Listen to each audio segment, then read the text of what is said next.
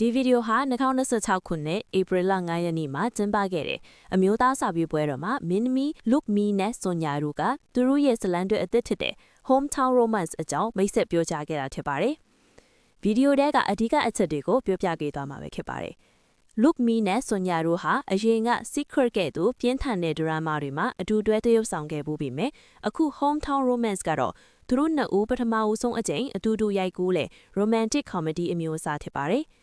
Look Me ကဟေးရကာအိုအဖြစ်လေတော်ရဲမှာကျွဲတွေနဲ့အေးအေးဆေးဆေးနေထိုင်ရတာကိုနှစ်သက်တဲ့ Indie Style သူထေးမလေးအဖြစ်သရုပ်ဆောင်ထားပါတယ်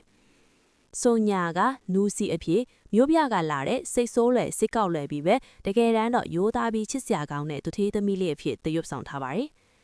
ဇလန်တွဲရဲ့90%ကျော်ကိုအပြင်ဘက်လဲခွင်းတွေထဲမှာရိုက်ကူးခဲ့ရပါတယ်။ထိုင်းနိုင်ငံရဲ့ပြင်းထန်တဲ့အပူဒဏ်ကြောင့်သရုပ်ဆောင်တွေနဲ့အဖွဲ့သားတွေဟာပန်ကာအသေးလေးတွေရေမြများတောက်တာတွေနဲ့အားတိမ်ပြီးရိုက်ကူးခဲ့ကြရပါတယ်။ဒီဇလန်ထဲမှာကျွဲကြောင်နဲ့ကြက်စတဲ့တရိษံလေးတွေလည်းပါဝင်ပါတယ်။ Look Me ကကျွဲတွေနဲ့အတူသရုပ်ဆောင်ရတာပြောစရာကောင်းတယ်လို့တခါတလေကျွဲတွေက6ချက်လောက်တတ်တာကြောင့်ရဲစရာမှတ်တမ်းတင်စရာတွေဖြစ်ခဲ့ရတယ်လို့ပြောပြထားပါတယ်။